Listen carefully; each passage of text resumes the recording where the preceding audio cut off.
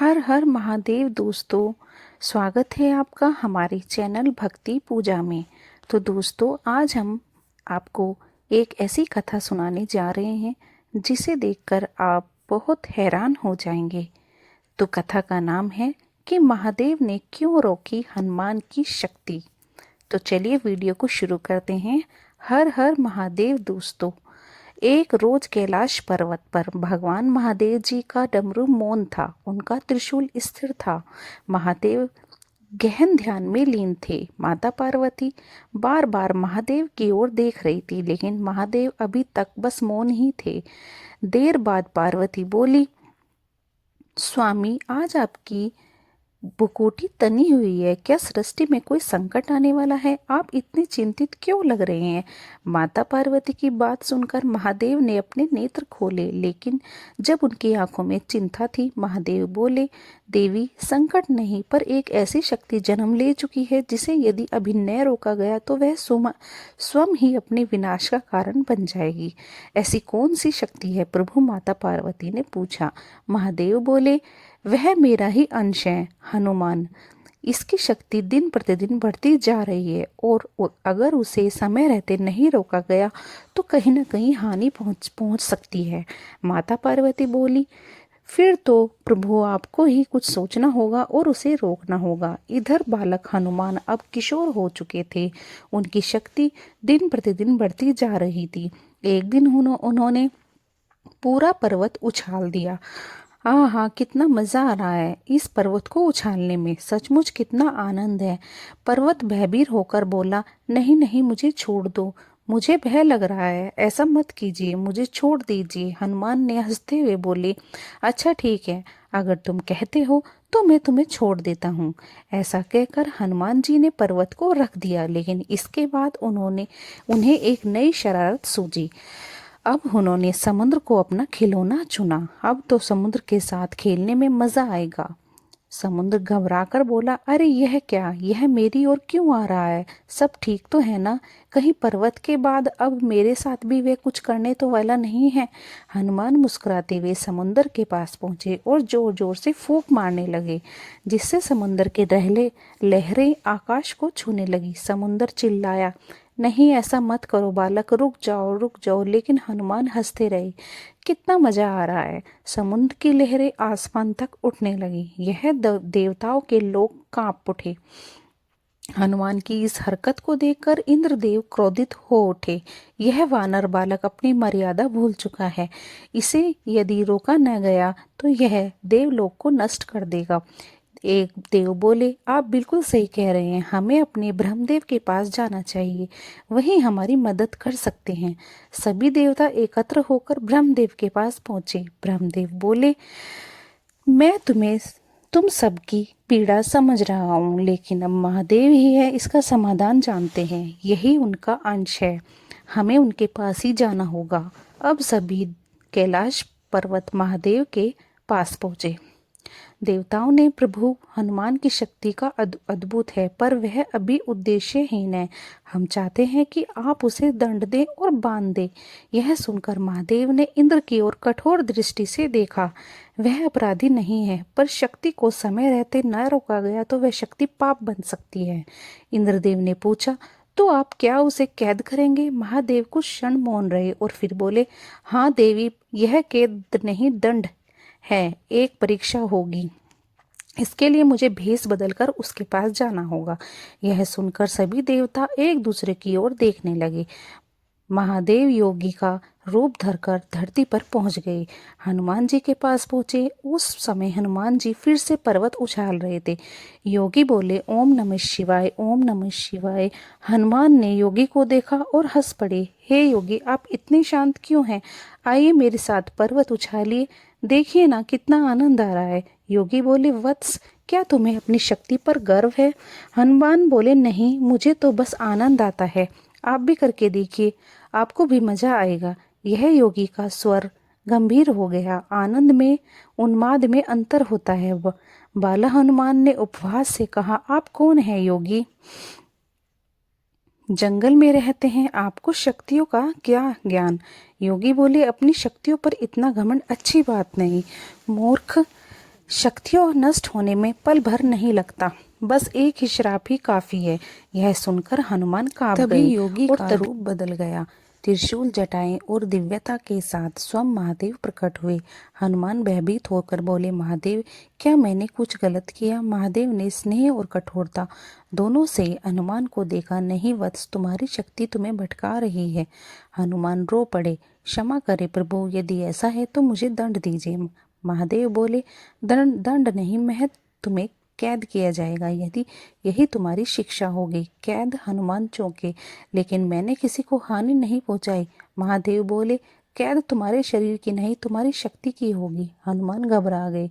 नहीं प्रभु, आप ऐसा क्यों कर रहे हैं? तभी महादेव ने मंत्रोच्चारण शुरू किया। धरती फट गई और एक दिव्य गुफा प्रकट हुई, जहाँ समय भी स्थिर था। महादेव बोले, इस गुफा में तुम्हारी शक्ति सोएगी। जब तुम यहाँ रहोगे, जब तक यह न समझ लो कि शक्ति का उद्देश्य क्या है। हनुमान की आंखों से आंसू बहने लगे। प्रभु, क्या है?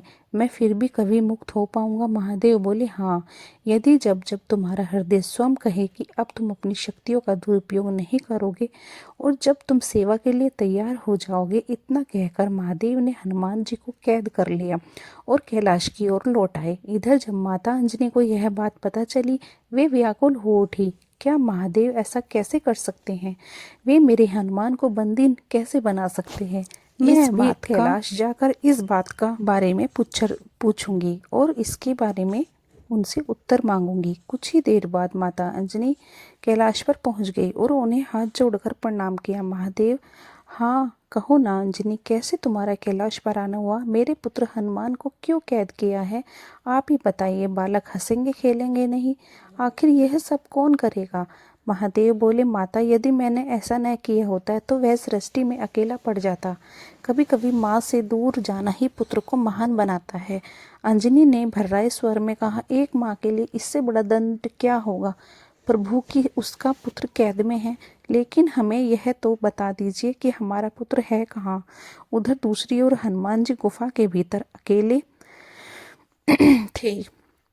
कोई युद्ध न कोई खेल। यही पहली बार उन्होंने स्वयं से प्रश्न किया, महादेव की एक बात तो सत्य है, यदि मेरी शक्ति छीन ली जाए तो मैं भला कौन हूँ?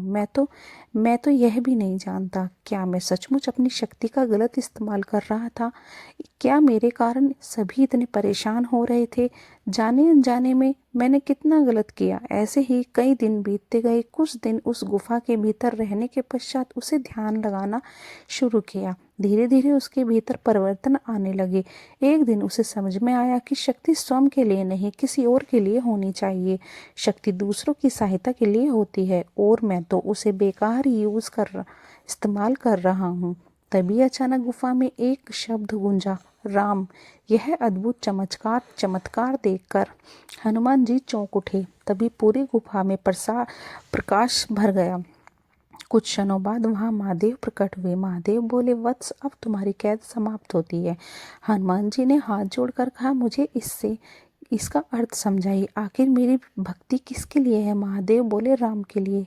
राम? हाँ, जब तुमने उनसे मिलना होगा तुम सब कुछ अपना आप समझ जाओगे। अब तुम भीतर से समझ चुके हो कि तुम्हें अपनी शक्ति का उपयोग कब और कैसे करना है, इसलिए अब तुम इस गुफा से मुक्त हो। अब तुम्हें यहाँ रहने की आवश्यकता नहीं है।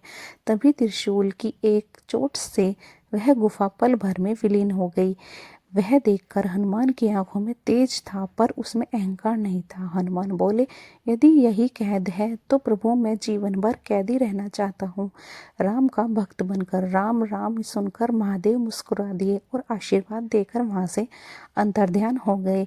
अंजनी ने अपने पुत्र को देखकर अत्यंत प्रसन्न हुई। उन्होंने हनुमान को गले से लगा लिया। हनुमान के सुधार से देवक भी प्रसन्न थे और महादेव द्वारा सिखाए गए इस महान सबक की प्रशंसा कर रहे थे। महादेव ने हनुमान जी की इसलिए कैद किया था क्योंकि अपार शक्ति को समय पर रोकना आवश्यक होता है। आत्मबल के बिना शक्ति विनाशक रूप बन जाती है। सेवा से पहले संयम आवश्यक है। वह कैद कोई दंड नहीं था, वह एक दीक्षा थी। वास्तव में हनुमान गुफा में नहीं बल्कि अपने भीतर में कैद थे और वहीं से मुक्त हुए हैं।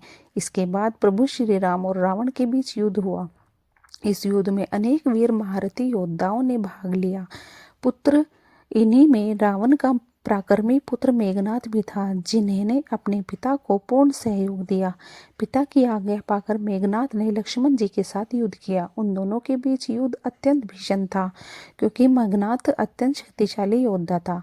उसे भगवान ब्रह्मा और महेश अनेक वरदान प्राप्त थे। उसने स्वयं इंद्रदेव को पराजित किया था, इसलिए वह इंद्रजीत कहलाया। एक बार मेघनाद ने अपने प्रथम युद्ध में नागपाश बाण से भगवान श्री राम और लक्ष्मण जी को बांध दिया, जिससे उन्हें स्वयं गरुड़ देवता ने मुक्त कराया। किंतु द्वितीय युद्ध में लक्ष्मण जी तीर गति से उसे हर बाण का उत्तर दे रहे थे। तभी मेघनाद ने छिपकर लक्ष्मण जी पर शक्ति बाण चला दिया, जिससे लक्ष्मण जी मूर्छित हो गए। इंद्रजीत ने उन्हें उठाने का प्रयास किया, किंतु साक्षात शेषनाग के अवतार लक्ष्मण जी को वह उठा न सका। तभी हनुमान जी ने इंद्रजीत पर गदा का प्रहार किया और लक्ष्मण जी के मूर्छित शरीर को उठाकर प्रभु श्री राम के पास ले गए। राम में आकुल हो उठे, हनुमान मेरे प्यारे भाई लक्ष्मण को क्या हो गया? यह मेरी एक आवाज में उठ जाता है, पर आज क्यों नहीं उठ रहा है? हनुमान जी बोले, इंद्रजीत ने लक्ष्मण भैया पर शक्ति बाण का प्रयोग किया है। यदि आज उन्हें बचाना है तो तुरंत वैद्य सुसेन की आवश्यकता होगी। क्या वह हमारी सहायता करेगा? प्रभु, वह धर्मनिष्ठ है। यदि मैं उसे यहाँ ले आऊं तो वह अवश्य सहायता करेगा। जाओ हनुमान, अब मेरे लक्ष्मण की सांसें तुम्हारे पराक्रम पर निर्भर है। लक्ष्मण की अवस्था देखकर प्रभु श्री राम रो पड़े।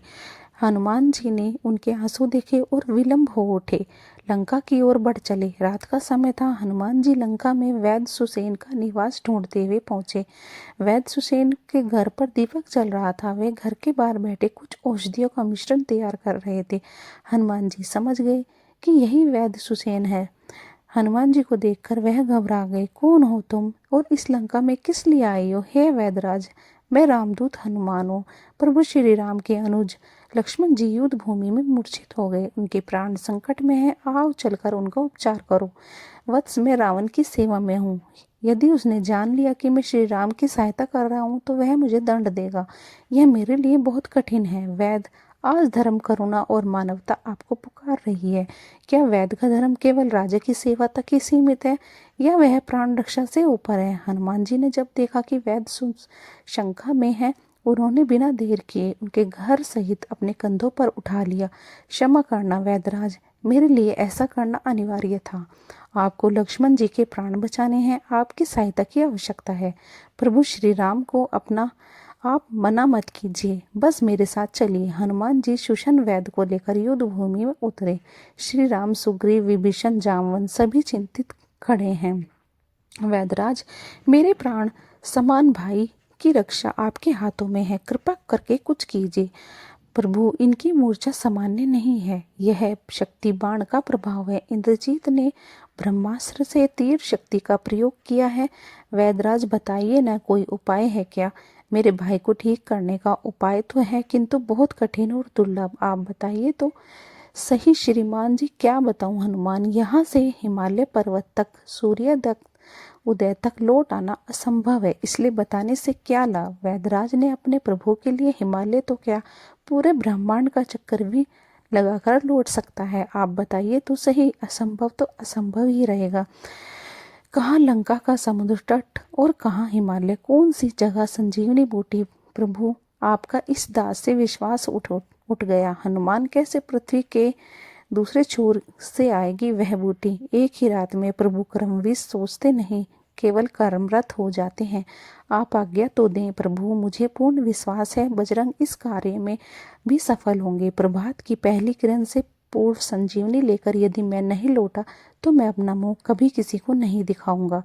प्रभु, मैं जानता हूँ हनुमान, तुम कभी असफल नहीं हो सकते। जय श्री राम। प्रभु, आज्ञा दीजिए। वैद्यराज, उस जड़ी बूटी को पहचान तो अपने आप बताएं। उनकी सबसे बड़ी पहचान है उनका प्रकाशमान होना। वह दिव्य ज्योति उनमें जलती रहती है। यह औषधि समुद्र मंथन के समय सागर से प्रकट हुई थी। उनकी शक्तियों को जानकर देवताओं ने उन्हें हिमालय में गोपनीय रखा और स्वयं की रक्षा करते। उनकी आज्ञा के बिना यह औषधि तुम्हें नहीं मिलेगी, तुम्हारे जाते ही लोग खो जाएंगे। इसलिए उनके संरक्षण देवता से प्रार्थना करना तुम्हारा हेतु धर्म में है। यह जानकर तुम्हें अवश्य अनुमति देंगे। जो आज्ञा। इधर हनुमान जी संजीवनी बूटी के लिए निकल पड़े, उधर इंद्रजीत को उसके गुप्तचरों की बात सूचना दी। हनुमान चला गए सुदेव की बताई संजीवनी बूटी लेने के लिए। हाँ महाराज, हनुमान शपथ लेकर गया कि यदि रातों रात बूटी नहीं लेकर आया तो वह लौटकर कभी नहीं आएगा। तो समझ लेना हनुमान का पंख कट गया। अब वह चमगादड़ की तरह कहीं खो के मुंह छुपाकर बैठ जाएगा। युवराज, ऐसा न कहें। आपने कभी हनुमान की शक्ति भलीभांति नहीं पहचानी। हिमालय से जड़ी बूटी रातों रात लौटना असंभव है। स्वयं हिमालय के पंख निकल आए और वह उड़कर आ जाए तो संभव नहीं। इंद्रजीत उस चमत्कारी मरकिट की शक्ति थी नहीं जानता। उसके लिए कुछ भी असंभव नहीं है। किसी प्रकार के उस रास्ते में समाप्त कर दिया जाए। हाँ, यदि ऐसा कोई उपाय हो सके तो आज की काली रात लक्ष्मण के काल की रात बन जाएगी, किंतु यह कार्य हमें अत्यंत गुप्त रूप से मायाजाल बिछाकर करना होगा।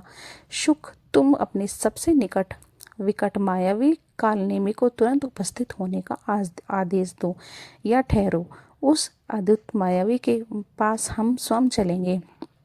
काल ने भी रावण की आज्ञा पाकर अपनी माया से हनुमान जी का रास्ता रोकने की कोशिश करता है, किंतु हनुमान जी उसका वध कर देते हैं। इसके पश्चात और भी बहुत सी समस्याएं उनके मार्ग में आई, जिनका सामना करते हुए हनुमान जी संजीवनी बूटी लेने के लिए पर्वत पर पहुंचे। वहां बहुत सी जड़ी बूटियां थी। जब हनुमान जी को समझ में नहीं आया कि कौन सी है औषधि संजीवनी, तो वह पूरा पर्वत ही उठा ले आए।